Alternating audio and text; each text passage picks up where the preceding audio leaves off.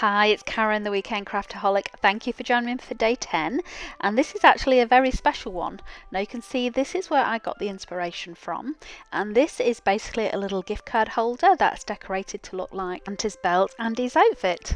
The reason this one is a special one for me is because I realised I haven't yet celebrated reaching 2,000 subscribers. So for today I thought I would actually give away an SGV file and a PDF with the pattern, your very own gift card.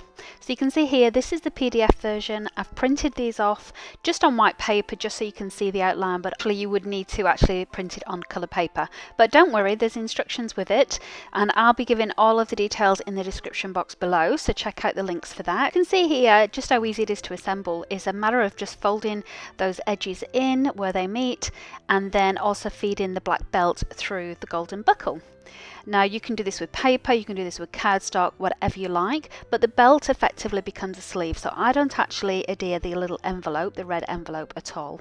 I just let it fold and pop open. Now, the two gift card holders are slightly different. The PDF one I created just in Word, and I created the one in Cricut Design Studio. So this one has got more of kind of a rounded envelope folds to it, as you can see here.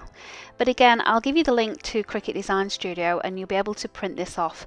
Don't make any change to size, and it should be absolutely perfect for a little credit card. You've got a little bit of wiggle room in there as well. It's just slightly larger. And I'm just going to show you now here just how I construct the belt just by feeding it through the buckle. It is nice and snug, which is great.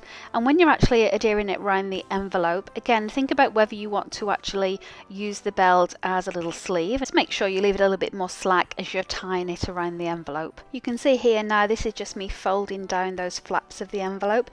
And I do prefer this one actually just because of those rounded edges of the envelope. I think it looks quite cute. Pressing it down a little bit more here, just with my little tool, just to make sure that it is a nice sharp edge, but I'm using quite thick cardstock here, so it does fold over quite nicely. And when you're putting it together, just put the short sides together first, and then the bottom one, and then the top one. As you can see here, I'm just demonstrating with a library card. So I hope that gives you a great idea for Christmas, especially as we're getting very close to it now. And if you've not actually bought a present, but you're actually going to give a gift card, this is a nice, super quick one that you can make. See here, I'm just using a bit of this adhesive tape to hold this together, but you could of course use liquid glue, whatever you've got to hand. And similarly, if you're using the PDF version, you know, you might want to use a craft knife rather than scissors or a paper trimmer. Just use what you've got to hand. And even if you don't have coloured cardstock, you could print it out on white paper, white copy paper even. And if you've got ink pads, just smush the ink pad over and suddenly you've got some red or black cardstock that you can use, or paper that you can use instead for your little gift card. But I think it makes a nice little change. It's very festive and super quick to make. So please check out my links below. I'll have links for both of these. You've been enjoying the series so far, I certainly have. If you have, I'd love you to give it a thumbs up, and I hope you join me tomorrow, our penultimate day, where we're making some wooden wrapped parcels. Thanks for watching.